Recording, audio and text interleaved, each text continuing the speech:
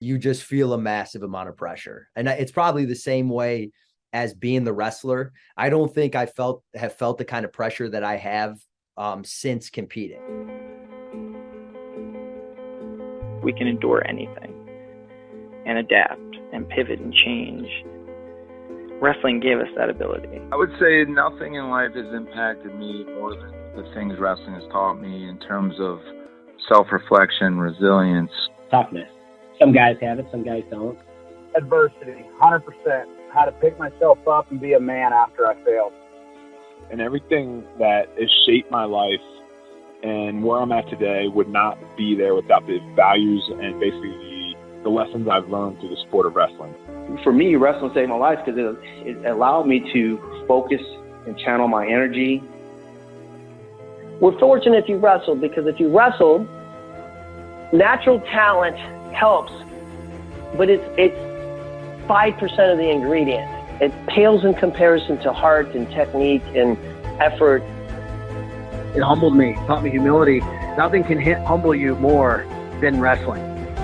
I think it's the learning to adapt, right? You learn how to adapt, you learn how to solve problems. You know, if I look back at my time I spent wrestling, if it gave me one thing more than anything else, it's mental toughness.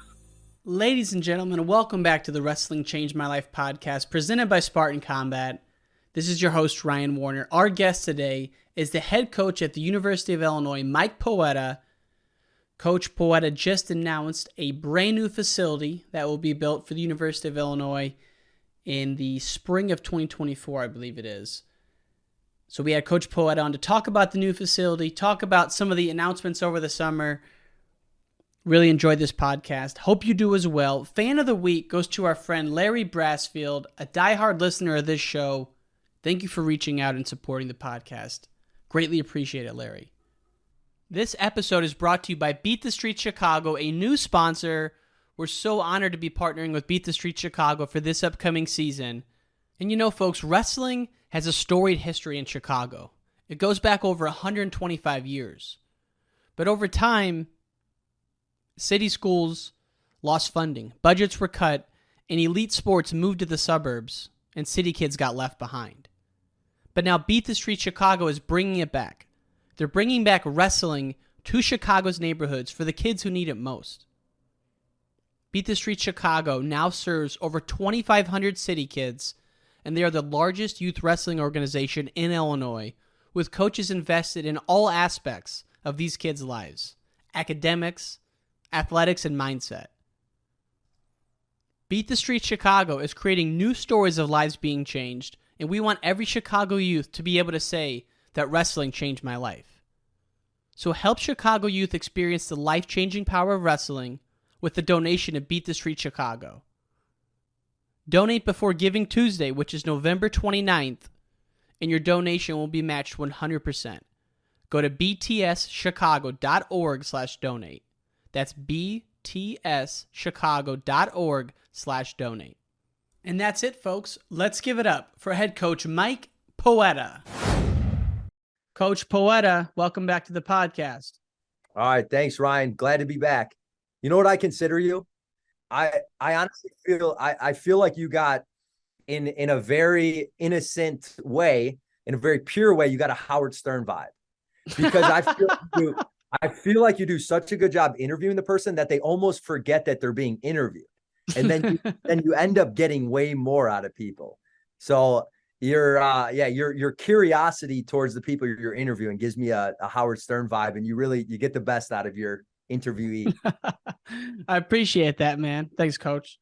Yeah, it's been a lot of fun. We're coming up on the 4-year anniversary in next month, so it's been a good run. Many more years to come. For sure, I've listened to probably the majority of them. Love it. Well, I'm pumped to have you on today. Michigan State Open happened last weekend, but the bigger news we have to talk about is the announcement on the new facility. That is just tremendous news. Take us through that process. All right. This has been needed for a pretty long time. We know we're in Huff Hall right now. We've had a streak of All-Americans that is very impressive. last 10 years, you got Jesse Delgado's a 2-time national champ. Isaiah Martinez is a 2-time national champ.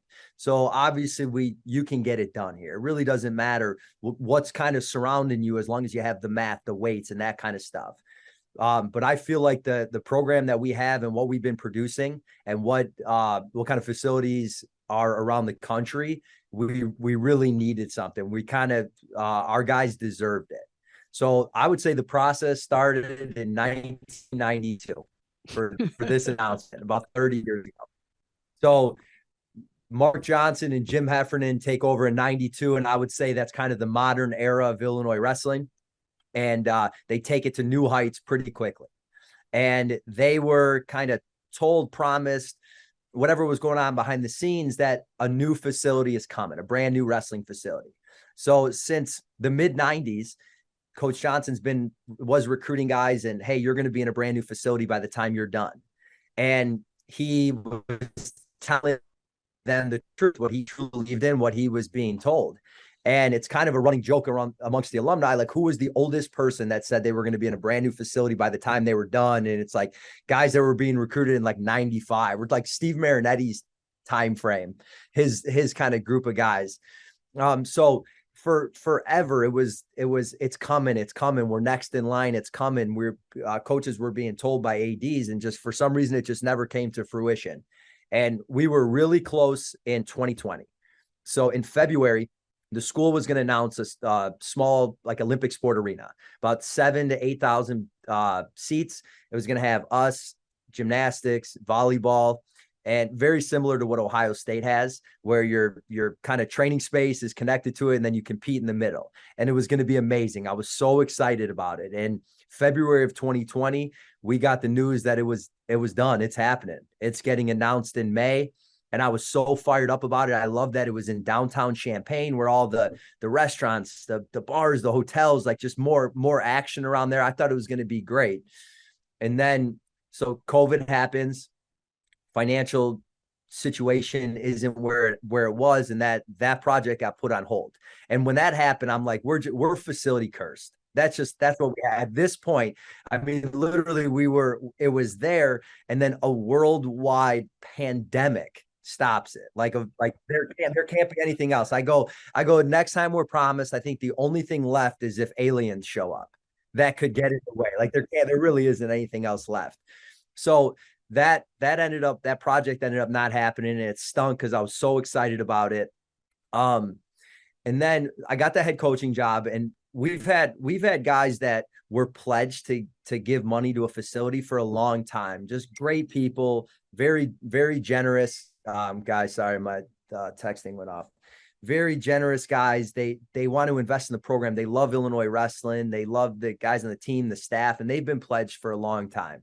But it wasn't quite getting us, like, the needle, like, past the hump of, like, all right, we can do this. So we had a couple new prospects where there was a great relationship with myself, with the team, and the capacity was there for a facility like this. And this was kind of a surprise to me. Our AD here said that, hey, we're going to go with the donors. We're going to take a trip to Ann Arbor and Columbus, and we're going to look at their facilities.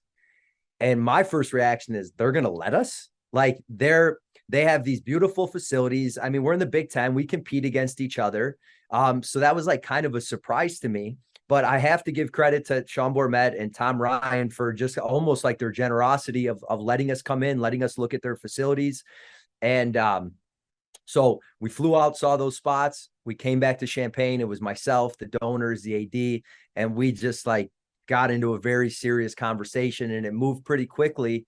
And the AD called me into his office about 3 months ago and said, hey, we did it.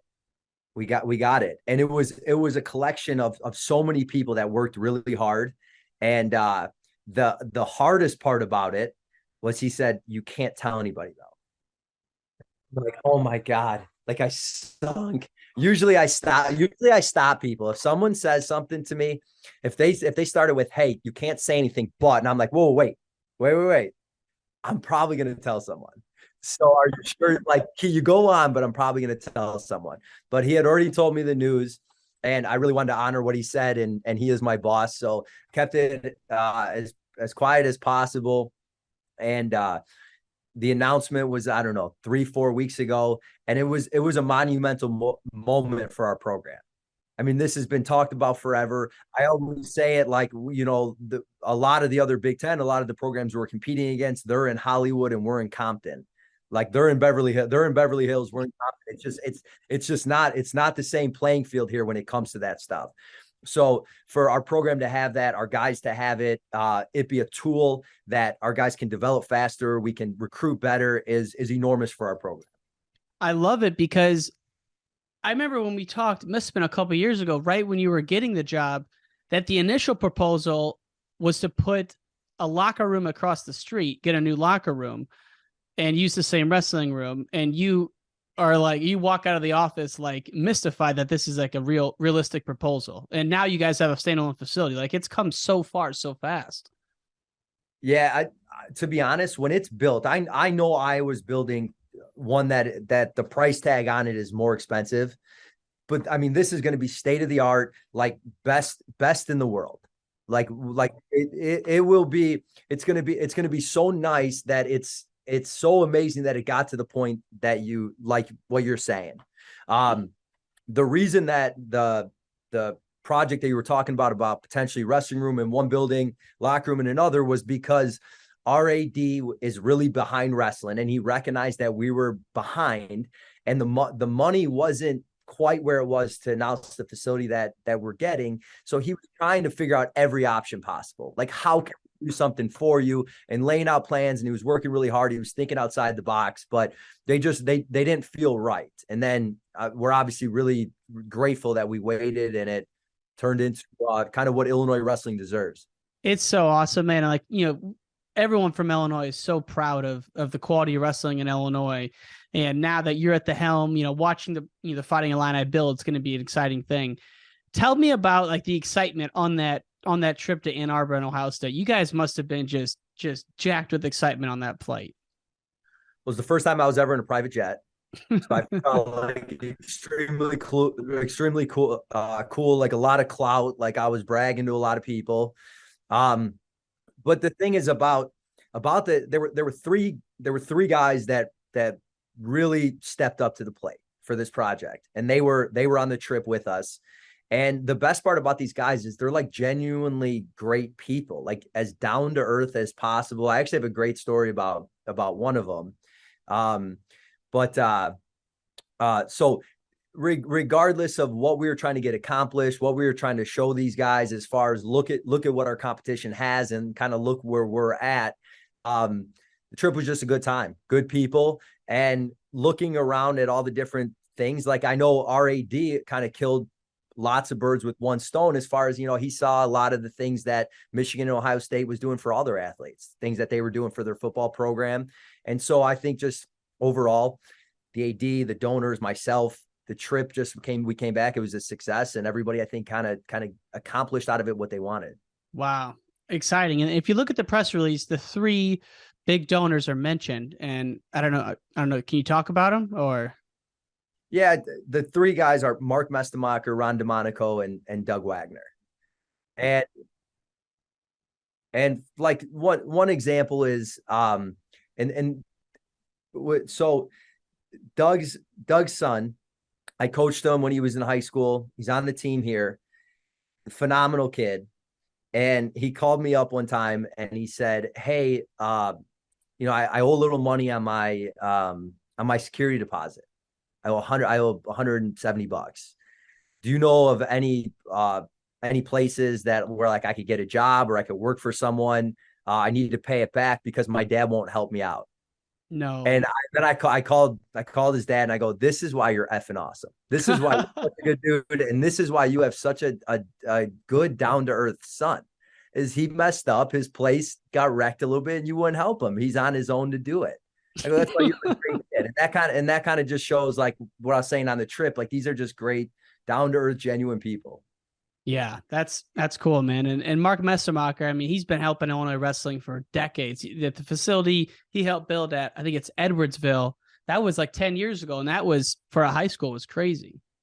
Yeah, that facility is beautiful. We were just there the other day doing a clinic, and Mark is of such service to wrestling, and it's way more than financial contributions. I always think it's more impressive when you give your time, just as much or even more than being generous with donations. And you see Mark at every camp he puts on. You see him at the IKWF state tournament. You see Mark everywhere. Like he is a guy that is genuinely just of service to wrestling, for opportunities for wrestlers. So like you said, everybody knows Mark, and Mark is been a tremendous figure for wrestling and Illinois wrestling. How did you go about designing the actual layout of the facility? That had to be a lot of fun. So it was kind of like, all right, Coach Poeta, what needs to be in it? What are the imperatives? Like, what are the wants? What's your wish list? And I went down the list. The most important thing is obviously like practicality for our training. Like, we got to make sure we have enough mat space. The weight room's in it. The conditioning stuff is in it. All the recovery stuff. Recovery right now is huge with wrestling. The science is really big. We've been pretty scientific, or trying to be, with our recovery. So went down the list of, all right, what's going to help us win? What do we need to win? And then kind of beyond that was, all right, this would be really cool to have. This would be nice if we could add this to it. And then our like designers and architects, they kind of take it from there. I can't wait to see it. It looks like 2024 is when things will begin, and then wrapped up by 2025. So we'll be eagerly awaiting updates. For sure. And to be honest, the location's the best part, in my opinion. So when I kind of knew the facility was going to happen, but location wise, I wasn't sure. Illinois has kind of like an athletic campus, kind of all like in one spot. And I just sort of assumed that ours was just going to be in the mix of that. And thinking about putting it right next to the State Farm Center, now I maybe it was almost too good to be true to even like ask that, or even think that it was like realistic. I actually thought if I brought that up to put it there, that the AD would just look at me and say, okay, you're fired, and then just go on, because that's who am I to ask for really the prime location, prime real estate. And the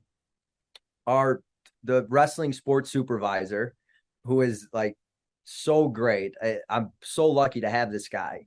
He fought for it, and he got it there. He wanted it there. It was actually his idea originally, and he got everyone to agree on it. And I look at it like, for more so for Illinois wrestling, the state tournament. So the IHSA state tournament, that is the biggest deal. Like, I know everybody's state tournament is a big deal, but I don't know what it is for us Illinois people. I mean, it was like life and death to me, like winning that thing. I wanted to win it so bad. And you go 5th, 6th, 7th, 8th grade, and you're watching it. And those guys are like, they're superheroes to you.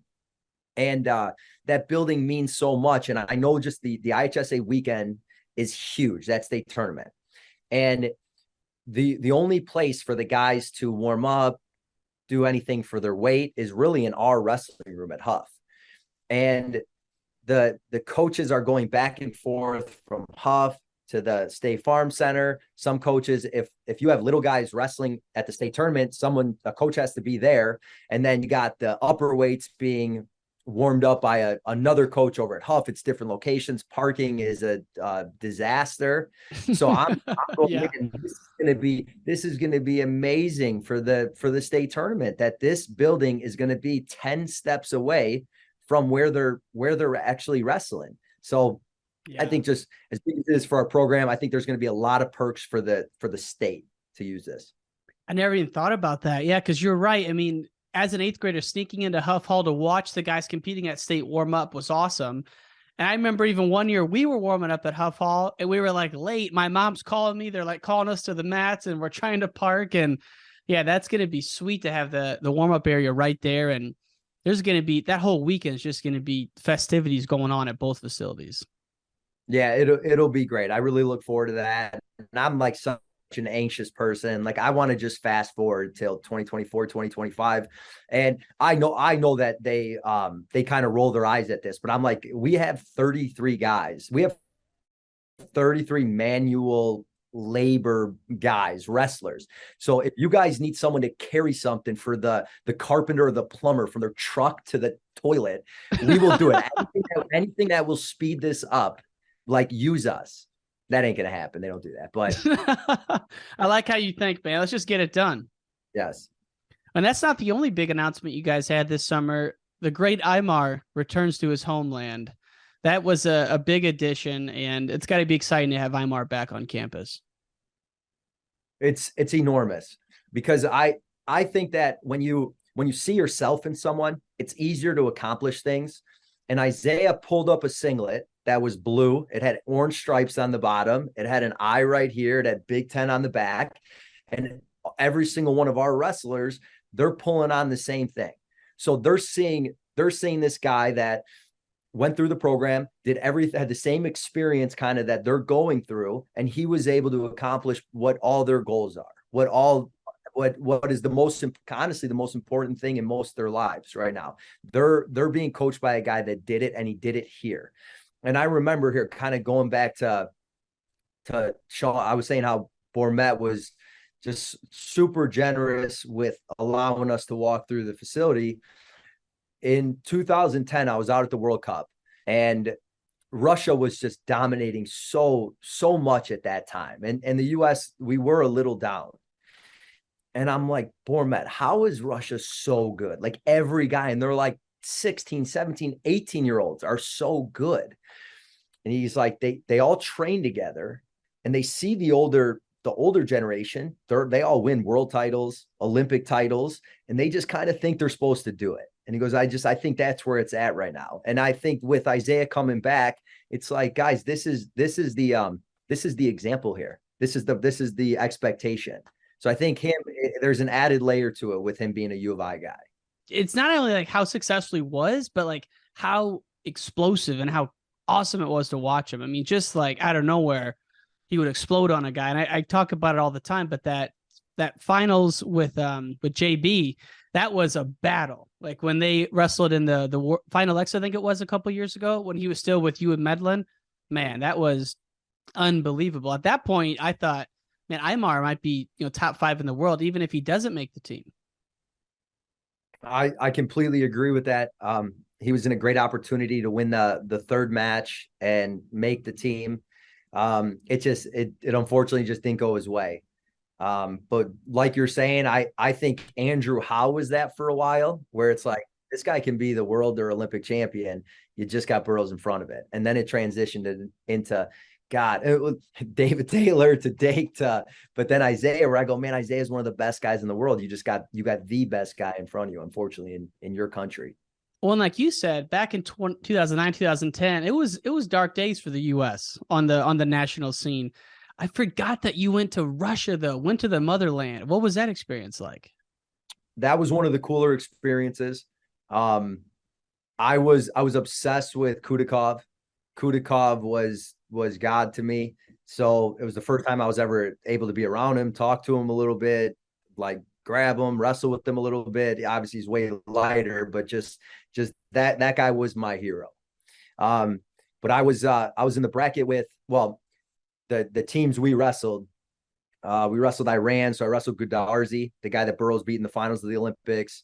The guy from Azerbaijan was a world silver medalist the year prior. So 74 kilos wasn't the most advantageous position to be in for our team. I mean, it was the guys I had to wrestle were extremely tough. It wasn't the hottest weekend for me. But just being in Russia, though, to see a tournament like that must have been insane. Was it in Moscow or down in Dagestan? It was in Moscow. It was weird. Leading up to it, I think it was originally supposed to be in Iran. And I think, just something security wise came up, got moved to somewhere else in Russia, and then last minute Moscow. Wow. Yeah, it's funny you say Vasek Kudakov. I was watching a match of his with a guy we're doing our next audio documentary on. And I can't say it. I'll tell you off air, but yeah, that guy, what a shame to lose him so young. Such a talent, man. Oh, I actually think it was the first time that I got extremely emotional over a death of someone that I really didn't know. I mean, I know for 5 minutes I was able to go up to him and try to tell him how much I like him. And I tried to wrestle like him. And after one of the matches at the World Cup, I went up and I was shaking hands with him, and he pointed at my chest and he goes, I like you. And I was like, oh my God, what just happened? Because I feel like I tried to be exciting like him. Like when two guys, no matter how good they are, when they're standing around, wrestling is boring. Wrestling's boring if they're doing that. I'd rather watch another sport, to be honest, than two guys just tied up or just barely hand fighting. I want to see guys getting after it. Guys trying to score, guys being tough. That's what I want to see. Nothing's more enjoyable for me to watch than that. But then wrestling on the other end, nothing really is more boring.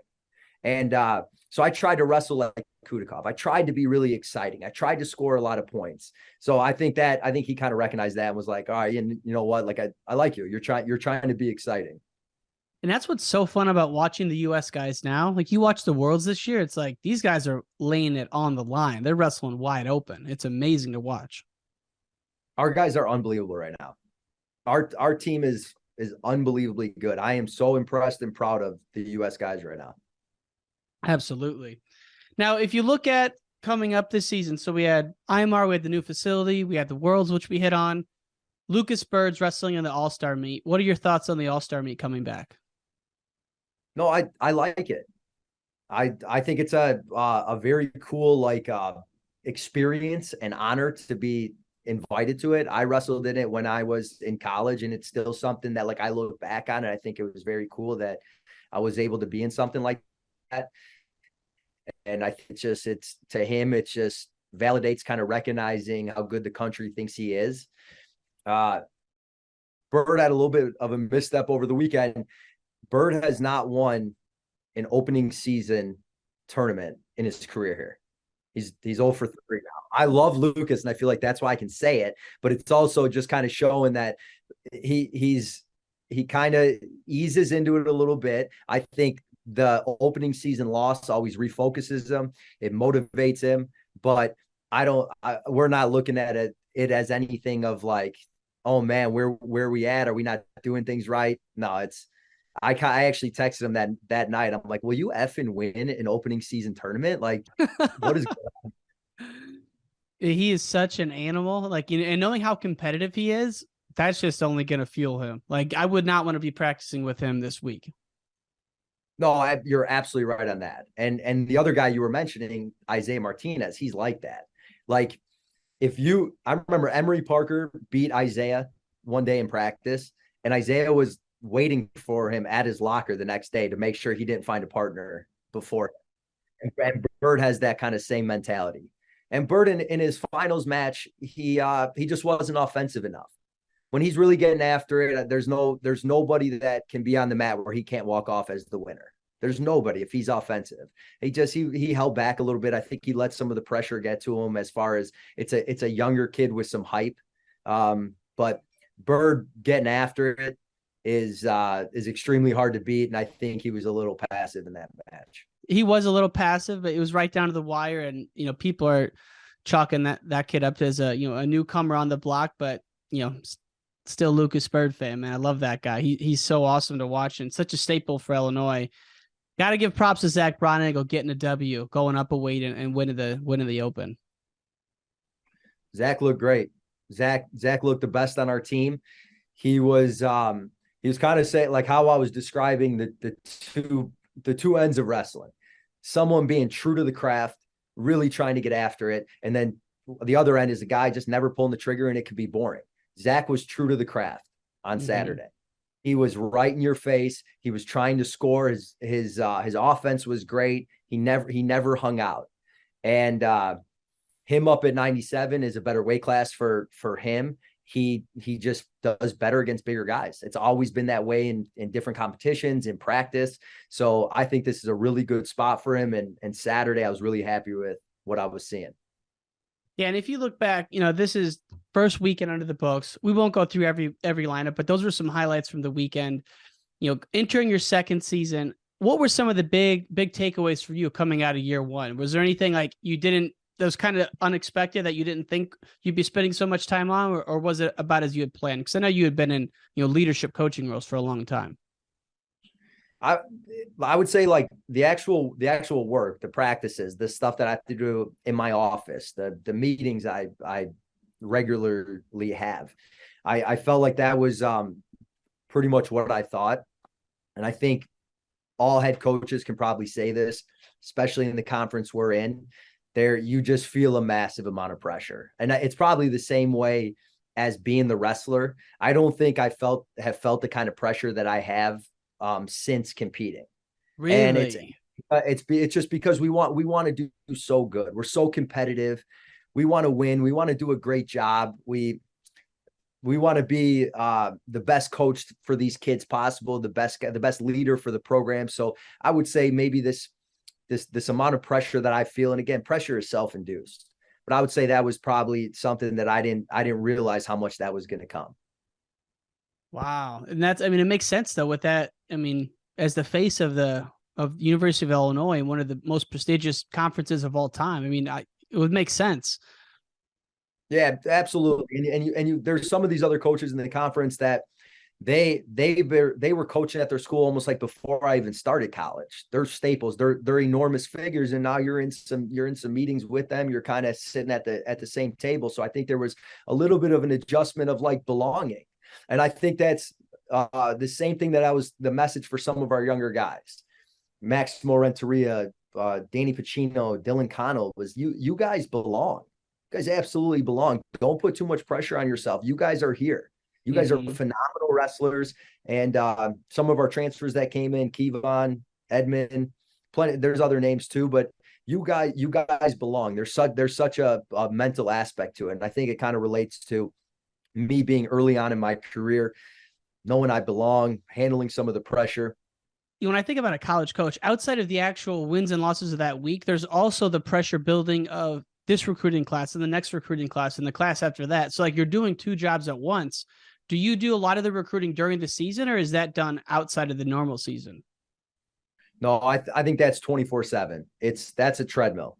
That's a revolving door. It's never ending. And I think with wrestling people, there's a little bit of a double-edged sword as far as we never feel like we're doing enough. Like we never think it's enough. And so if I'm not texting a recruit, calling a recruit, something like that, you kind of go, man, should I be doing this? And when is the point where you can draw the line? Mm-hmm. And so with recruiting, it's year round. You start thinking, man, is another coach doing more than me? Have I talked to him enough? So I think with recruiting, it's 24/7, 365. Man, it's probably like sales. Like you get up in the middle of the night, you get a drink of water, if you let your mind think about a deal or something, you're like, man, what's going to happen with that deal? Is it going to close? Like, and then next thing you know, you can't go back to sleep. Like you can go down a rat hole for hours on that. It's sales. It's sales. You're looking for the right kid, but at the end of the day, it is sales. And some of the best coaches are ones that got away from it and were actually in sales, like selling garage doors, like people that just kind of got into that field and then came back, because that's really what it is with recruiting. You're trying to really build that relationship. You're trying to prove that you have the best product for them.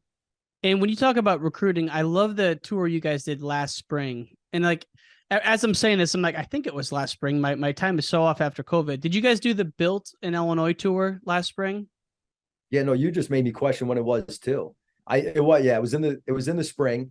The thing is, we totally stole that from football. So I think a lot of people in the wrestling world they don't follow Illinois football, but Illinois football did that about a year ago. And I called those guys and I was like, hey, you care if I steal this, if I take it? And they're like, yeah, no, go ahead. That's fine. So we really promoted it, but what it was a great idea. And it was something that we really needed to do. And we hit up probably 20 different high schools, youth teams, all in like about a month span. It was me, Ed, and Hunter going all over the state. We were on 57 and 80 and all those streets a lot. And I thought we really need to keep building the relationship with high school coaches, youth coaches. We really need to get the state on board. And Mark Johnson won the state over with T-shirts. he always had t-shirts, and everybody he ran into, Mark is hysterical. He makes you feel like you're his favorite person. He tossed you a t-shirt and you were a lifelong Illinois wrestling fan. And I think there was a little bit of kind of that concept behind it. Build a relationship, throw a t-shirt, and trying to get everybody on board here. And just for folks who are listening who aren't from Illinois, basically what you did is, like you said, you went to 20 high schools in like a month time. So were you guys just gone like Monday through Friday, or how'd you structure it? I really hate missing our stuff, our practices. So I tried to schedule everything possible around that. Yeah, Brian Medlin is obviously part of all the planning, but for myself, Ed Ruth, and Jeremy Hunter, we just had a schedule. We reached out to all the coaches. Hey, what's your guys' practice schedule? And we kind of lined it up, and we had basically like a musical band's tour. I mean, we knew exactly where we were going for the next month. We actually had a lot of people, and I started feeling bad because you can't hit up everyone, but we had people reaching out behind the scenes like, hey, come to us, which I thought was awesome. And I love that and appreciate it. And that was really cool, but kind of behind the scenes, but you can't hit everybody. And like you said, the football program, we got to give some props to Illinois football. I mean, I know they had a loss this weekend, but they've been having a hell of a season. They're doing great. I'm a big Bielema guy. He's tough. He's like wrestlers. He's got like a Dicka and Buckus vibe to him. Like he'll say whatever he wants, and he's awesome. And he's a wrestling guy. He's from right by you. He's a Quad Cities guy. Is he? Bielema, yeah. And he just his kind of demeanor, his toughness, he's really relatable with wrestlers. So I have an enjoyable time with him when I see him. He really helps us out with recruiting. He reaches out. Hey, do you want me to meet anybody? You want, if I'm bringing anybody over to see their facility, he always makes himself available. And some people might not think of the recruiting advantage of having a good football team. Mm-hmm. So kids want to have a great college experience. It's not like just the wrestling. And we are very singular focused on winning an NCAA title. I think that for most kids, that's the most important thing to them, but they also are normal human beings, and they want a nice college experience. And at Illinois for the last 5 years, it looks like a Rock Island high school football game. The stands. Are you Rock Island? Yeah, dude, you're dropping every Quad City reference. I love it. I know. I was Geneseo. Were you Rock Island? No, okay. I was Geneseo. Yeah. It's like a Geneseo high school football game. And there was no like energy. There was no excitement. And now with a good team, the night game they had about 3-4 weeks ago, it was almost sold out. The tailgate was crazy. We brought in a few recruits and they all committed. I mean, they were like, all right, we saw the wrestling part, which all our recruits always see, but now look at this look at the tailgating, look at the game, look at the energy and the students and all that stuff. And that's part of their choice in college also. So you look at like the Big House, Ohio State games, Penn State games. I mean, I can't even imagine how electric those are. And right. And kids feel that, and that's part of their decision. So us having a better football team, people see them on TV more. I like that we always do a good job with our jerseys, and it's just to a 15 to 18-year-old, it's cooler. Illinois is more on their mind. So us being better in football is better for wrestling. It's cool that the head coach is friendly, and like you guys are getting along, and he's offering to help like that. Yeah, Lovey was not quite like that.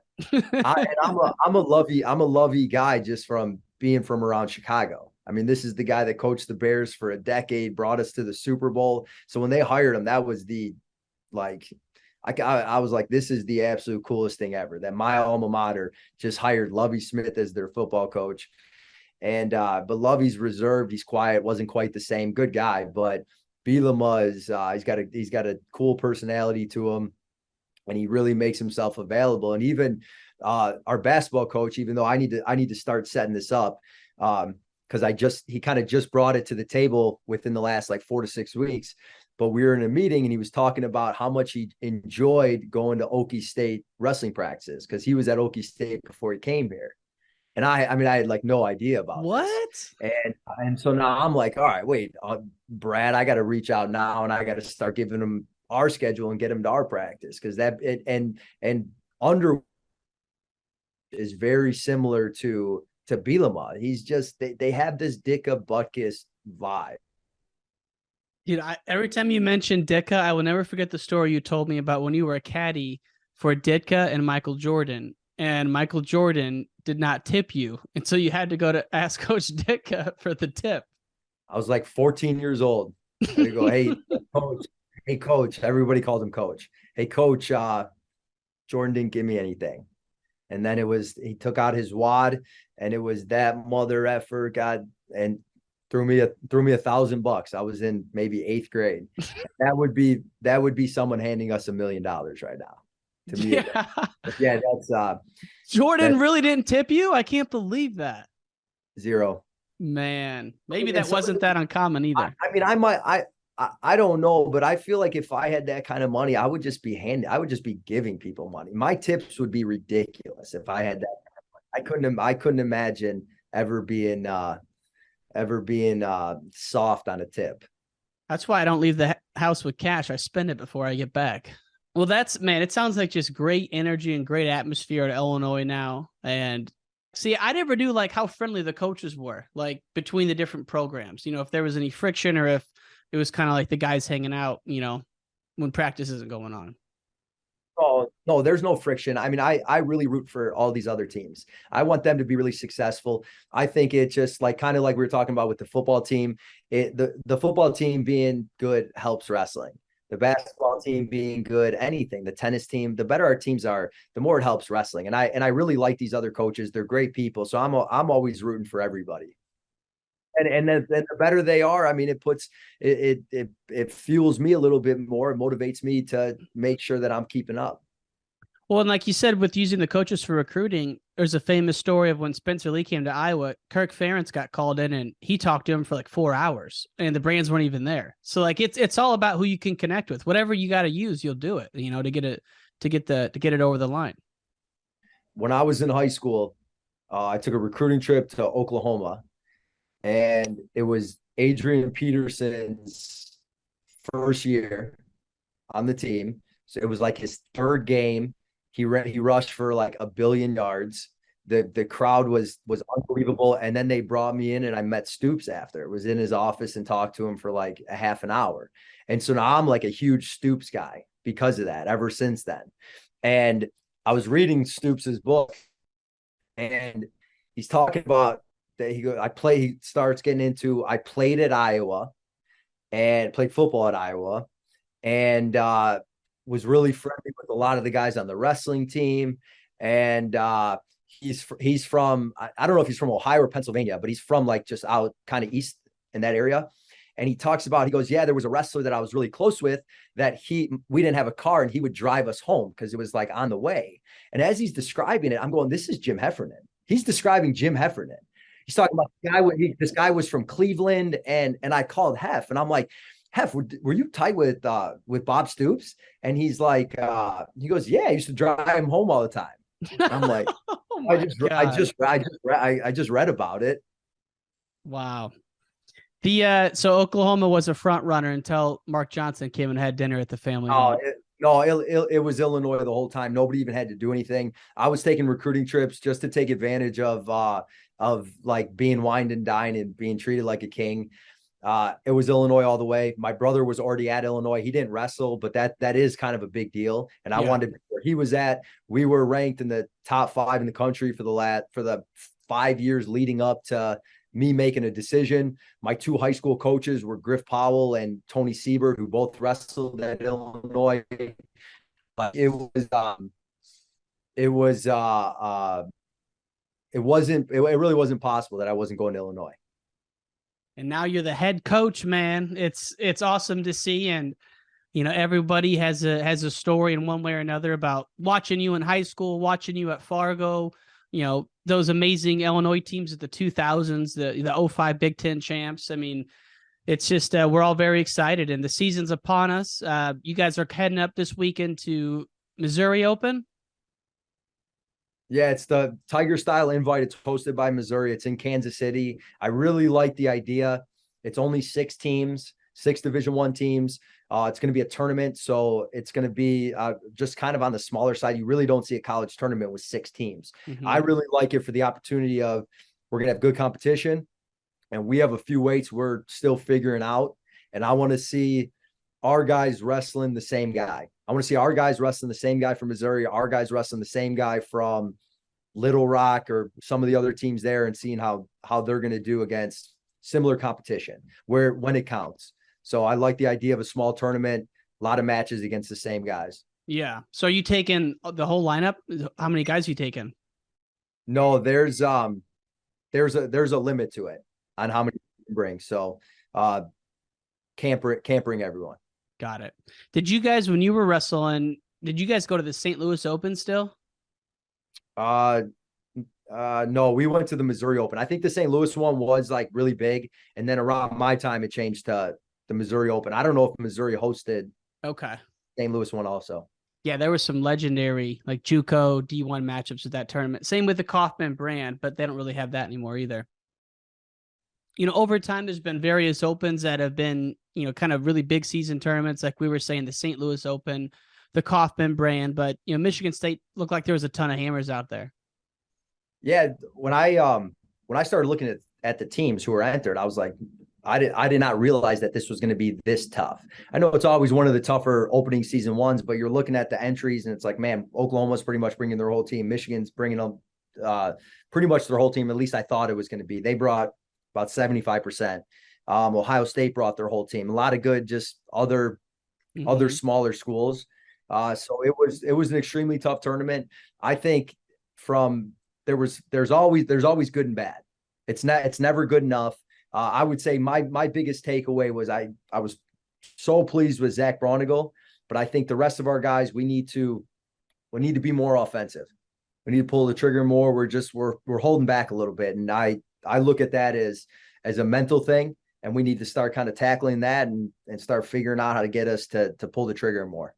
And I'm a Quad City guy, as we've well established, and Moline's got a long history of sending guys to Illinois. Matt Lackey, national champ. Cole Brower he's a freshman for you guys this year. And I didn't realize that he was a 2-time state champ. So, I mean, solid guy coming in for you guys. How did he do? So Cole made it to the finals. He lost to Bozakis in the finals. Got the first takedown, then the match kind of didn't go quite his way after that. But Cole is what I like about Cole is his grit. No matter what is going on in practice, he will get up and he is in your face. He's a run through the wall for you kind of guy. So if he's winning in practice, he's right up and in your face, being true to the craft. If he's losing in practice, he gets up and he's right in your face.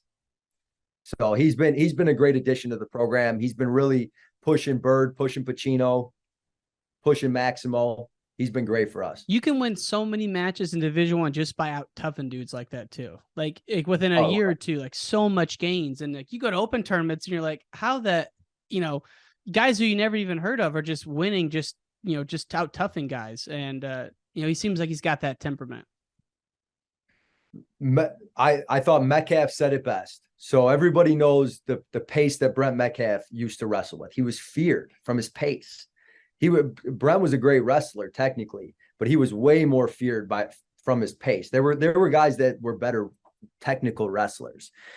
He said, all I have to do is just reinforce that I'm going to wrestle like this to the guy in the first 30 seconds. Then I would just feel him crumble. And so if you go out with a pace, like going back to like Cole Brower, you start developing a reputation of being in the guy's face, being mean, being tough, being a guy that like eats concrete kind of guy. Win matches by just grabbing a guy and reinforcing. That's how this match is going to be, just so you know. And a lot of guys are human. They want to be able to They want guys to fall down for them. They want matches to be easy. That's just kind of our human side. Everybody's like that.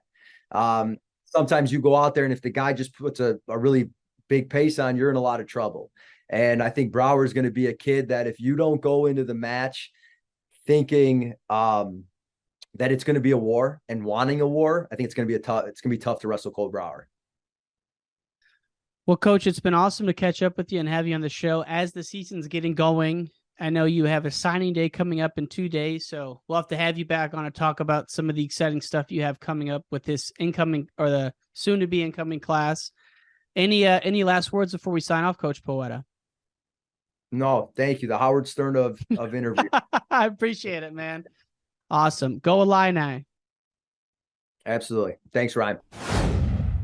Thanks for listening to this episode of Wrestling Changed My Life with head coach Mike Poeta. This episode was brought to you by Beat the Street Chicago. Help Chicago youth experience the life-changing power of wrestling with a donation to Beat the Street Chicago. If you donate before Giving Tuesday, which is November 29th, Beat the Street Chicago will match your donation 100%. Go to btschicago.org/donate.